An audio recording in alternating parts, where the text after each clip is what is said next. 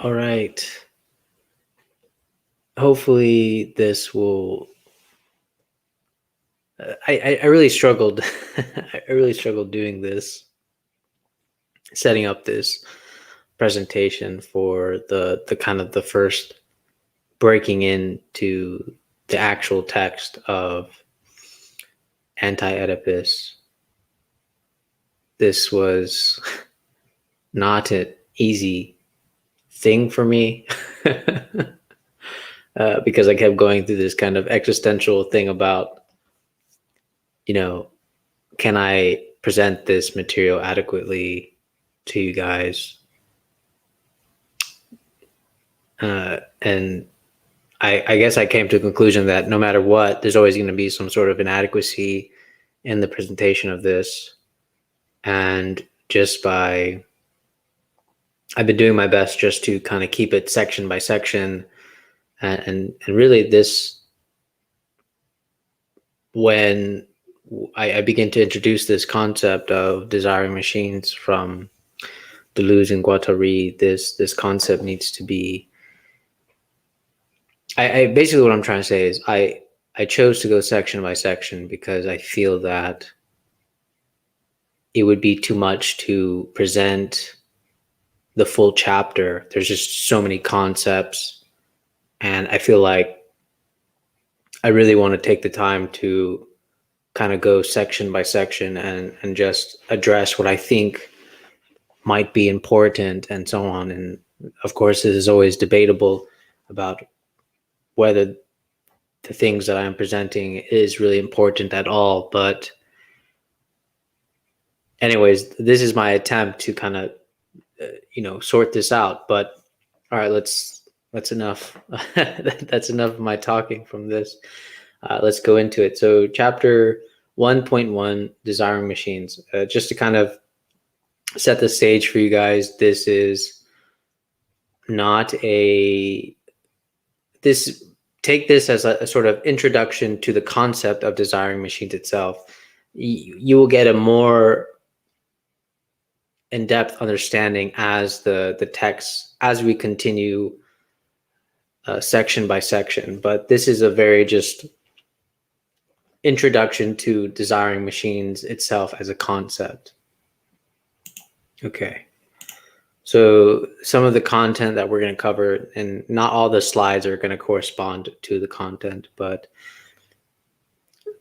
the general content that we're going to cover is the schizo stroll, nature and industry, the process, desiring machines, partial objects, etc.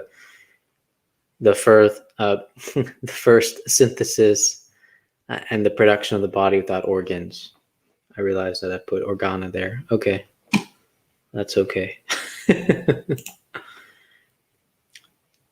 All right, so the beginning of the section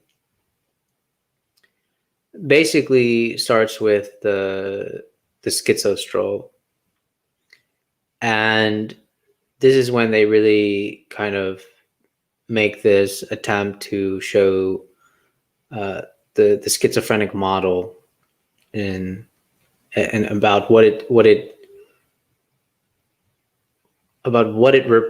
represents. So here I'm going to read a little bit of what they said. A schizophrenic out for a walk is a better model than a neurotic lying on the analyst's couch. A breath of fresh air, a relationship with the outside world, lens stroll, for example, as reconstructed by Buchner. I'm going to slaughter that name. This walk outdoors is different from the moments when Lenz finds himself closeted with his pastor, who forces him to situate himself socially in relationship to the God of established religion, in relationship to his father, to his mother.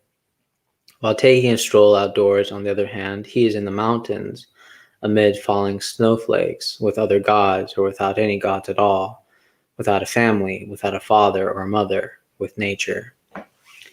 I really like this passage that Deleuze and Guattari kind of start with about the schizo out on a stroll, because like implicitly they're showing that there's something that's very constricting about being the sort of neurotic in a container. And I think there's several ways that we can interpret this, right? Like historically, a lot of people that study Freud, they know that Freud used a lot of his modeling of the psyche based on the neurotic aspect, because he dealt with a lot of neurotics. Now, that's not to say that he didn't deal with any schizophrenics, but he dealt with a lot of neurotics. And we can look at this kind of presentation of the schizo stroll, that they might be provoking here that perhaps the schizophrenic, and we will distinguish in this presentation what they really mean by the schizophrenic, and it's not necessarily the pathological schizophrenic, even though the pathological schizophrenic will have something to do with it to some degree. But what they're saying is that the way the schizophrenic behaves is perhaps, right, as they said, perhaps a better model. And they do this connection between walking outside and you're not confined to specific connections, where you can actually sort of breathe and have connections with the mountains and snowflakes and so on, or God or not God. You see how they say that right at the end, without a family, without a father or mother, with nature. This is going to allude into what they mean by nature and process and so on. So nature and industry, right? They take Lens Stroll here as, and remember, we're coming from the viewpoint of how Deleuze and Guattari view the schizophrenic. So they view the schizophrenic, and I'm already kind of cutting into the presentation, but just to kind of help you guys, they view the schizophrenic already as a process of production. So that would mean that this whole idea of the nature-man dichotomy is, is constructed. It's socially constructed. And so the schizophrenic out for a walk with nature is, there really is no difference. It's not nature as nature, it's nature as production, right? They feel that nature process of production is always producing one within the other. And they're saying that this schizophrenic, that the model of the schizophrenic lives as a process of production. And to quote them here, they say, producing machines, desiring machines, everywhere, schizophrenic machines, all of species life, the self and the non-self, outside and inside, no longer have any meaning whatsoever.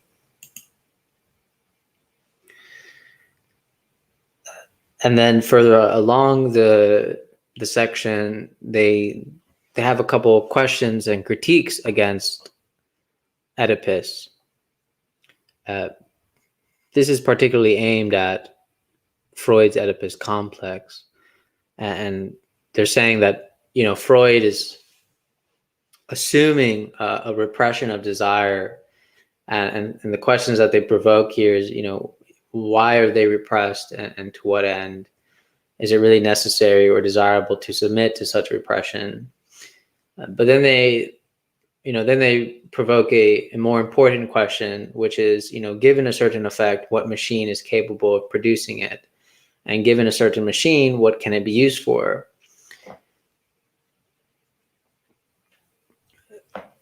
Just so you guys don't get too confused, their idea of machine can be kind of alienating, but I think hopefully as the presentation goes on, I make this clear.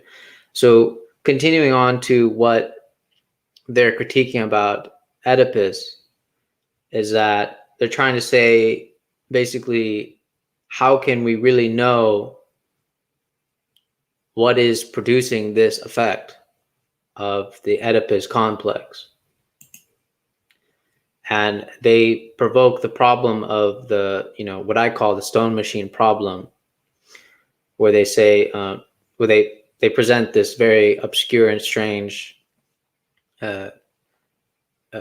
example, where they say, on the right hand pocket of my coat, the pocket that serves as the source of the stones, 5 stones in the right hand pocket out of my trousers, and 5 in the left hand pocket, transmission pockets within the remaining pocket of my coat, receiving the stones that have already been handled. As each of the stones move forward 1 pocket, how can we determine the effect of this circuit of distribution in which the mouth too plays a role as a stone sucking machine? Where in this entire circuit do we find the production of sexual pleasure? Okay, so here, even if you don't even understand the example of what they're trying to say, because perhaps pocket and machines get is just sort of a language that we're not getting accustomed to. Just try to think of everything as machine, right? Like eye machine, finger machines, hand machines. Like think like eye machine sees the cup machine. I drink from the cup machine, and I have my organ machines, and then I'm urinating machine, and think of everything like that. But so going back to the problem or the example that they present here is that with the Oedipus complex, they're saying, how can we really determine this distinguishment of where supposedly sexual pleasure is originating from, right? It seems like that is their initial gripe, is like, how can we really determine with confidence within this entire circuit of their example, right, where this is happening, right? Where is it actually being produced?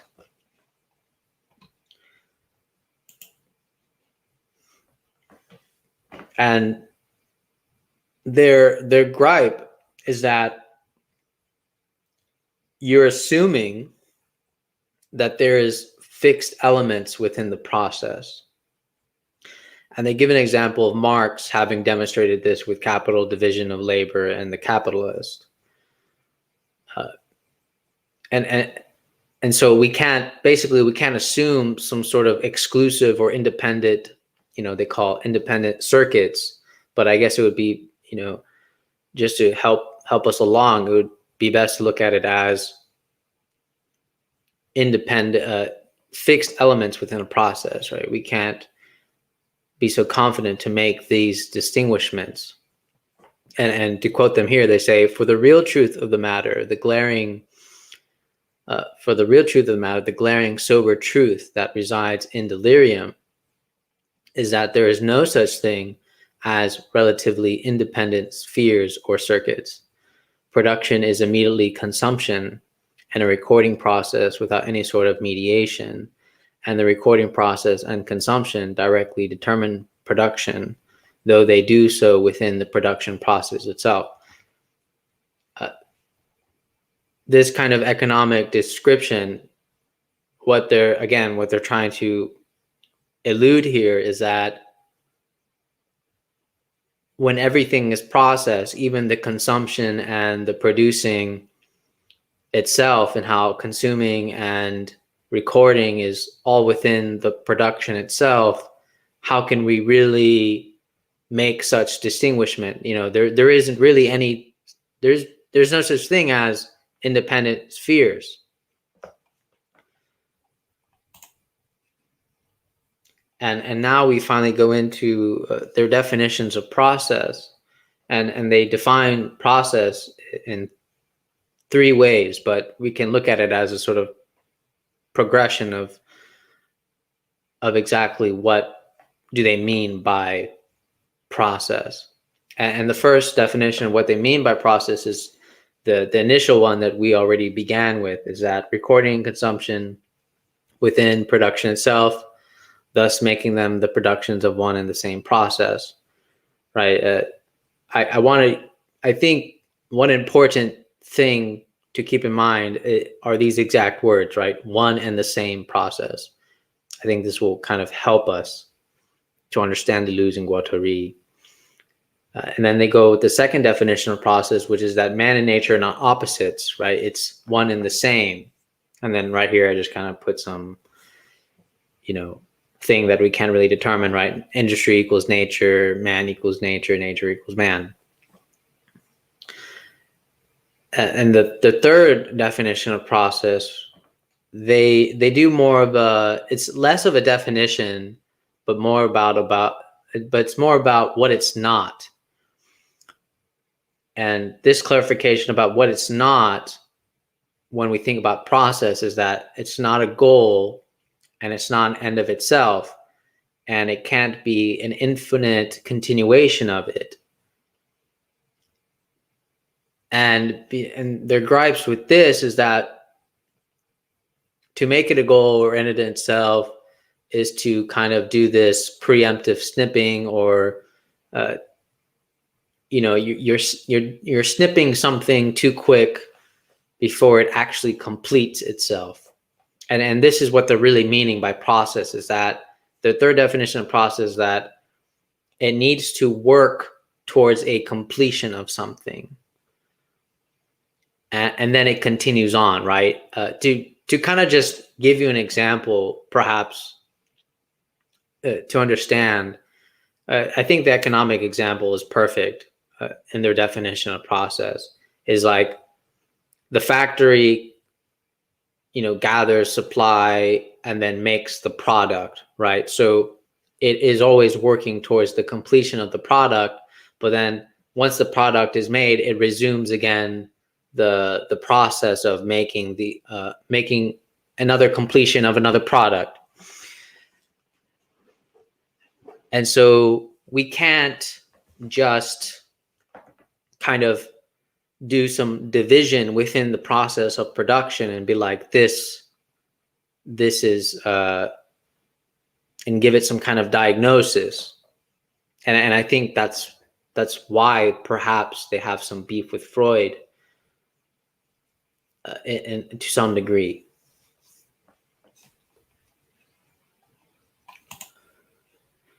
And here we have to address, what do we actually mean by schizophrenia? So going back to their definitions of process, they believe that the schizophrenic that we define as today, or better yet, just to be more accurate, the schizophrenic that was defined during their time, they believe that they call this a sort of artificial schizophrenic because, again, what people have done in the past is that you're sort of giving a diagnosis in the middle of a process that isn't complete, and you're also distinguishing the schizophrenic as something independent, and they totally disagree with this, and they quote D.H. Lawrence here when he talks about schizophrenia is like love.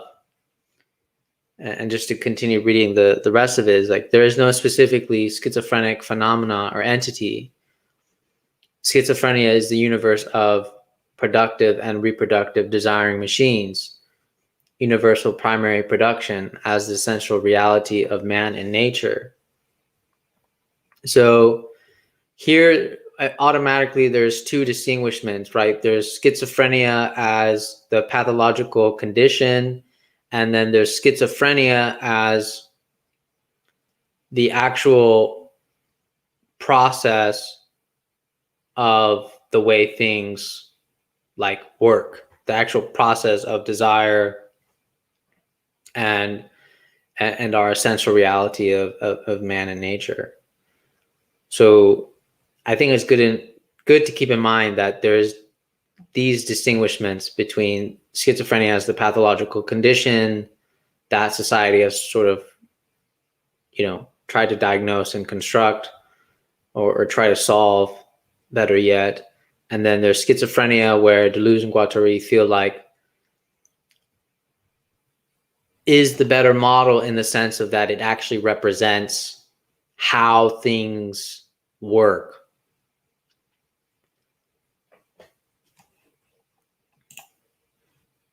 And now we finally get into desiring machines. And desiring machines follow a binary law Deleuze and Guattari described. Basically, it's a machine coupled with another machine, and it's linear in every direction. This, just think mouth machine, hand machine. Just think about all these connections. I put an example here, like breast machine, milk machine, mouth machine, right? The breast machine will produce the milk, so it causes a kind of flow, and then the mouth interrupts the flow, and it continues on with something producing a flow, right? And then the food kind of flows down to my organ machine, and then they cut that off by me defecating and all this stuff. And so this is what they would call the sort of binary law, right? That everything is coupled with another. And what the first thing that they call it is production of production, where desire is always causing the continuous flow within the coupling of partial objects. And I already gave the example of it. Like breast machine, milk machine, mouth machine, right? These would be considered partial objects for them. But there's always a sort of continuous flow within these partial objects. And another form that takes is that they call it the product producing, where producing always involves like transplanting itself onto the product, right? It always gets carried over onto the product, and we can't like actually describe this without relating it to the process. And that's their big beef about the whole thing, is that you can't make a distinguishment. It's always being carried, like producing and product is always being carried over, and you can't talk about it by itself. You have to talk about it in relation to the process. I think that's the best way to look at that product producing part, is that what we mean by graft is that you can't talk about something specifically without relating it to the process. And so this is where they talk about non-determination is the consequence of the mode of production.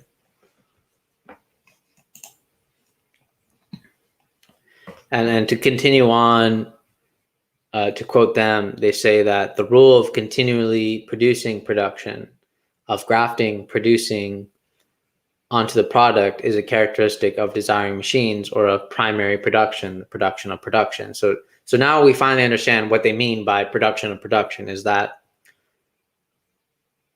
as there's something producing, the production is always grafted onto the product, and that's why it's called production of production, right? So you can't make this distinguishment.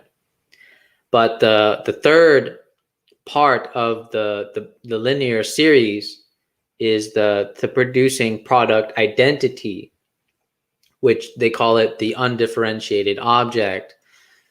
We can't distinguish from it, but it produces this object, and they call this object the body without organs. And so I want to really address this first of all. This section ends with them introducing the body without organs, but it's not enough to give you an adequate conception of what the body without organs actually is. So what I'm presenting here is only what they initially present within this first section about what the body without organs is. The next section will actually fully discuss what Deleuze and Guattari say about the body without organs.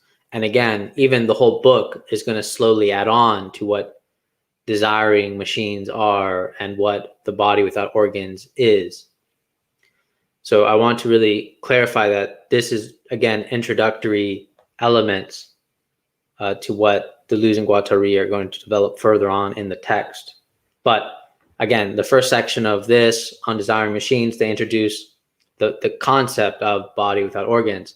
And the hint that they give is that they say, and this is my favorite quote, they say, for desire desires death also.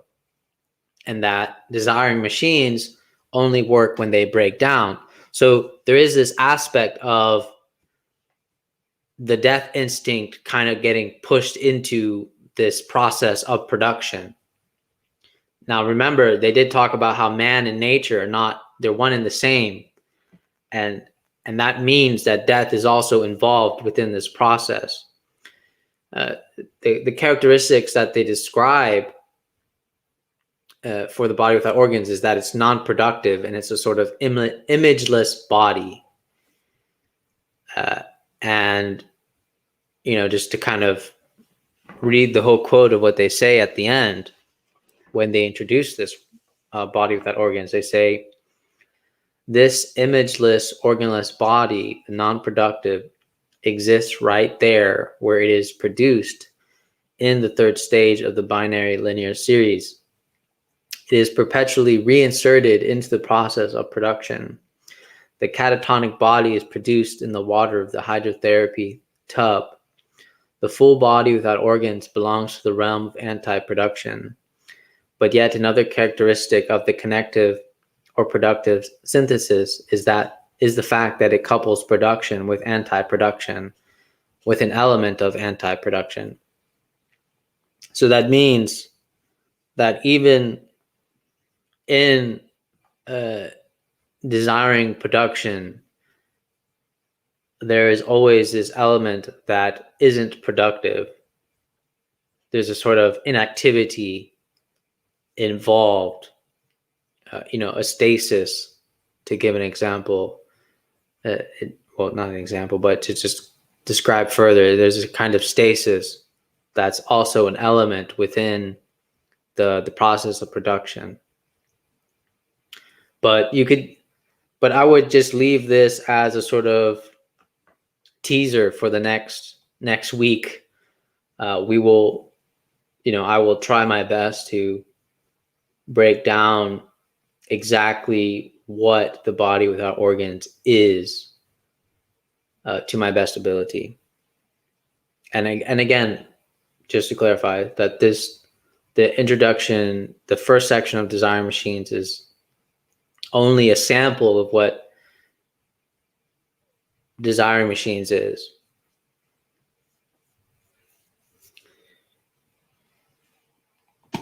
And to kind of summarize here, to look at the whole binary linear series, we have the partial object flow connective synthesis, then it goes into product producing, and then it goes into producing product identity.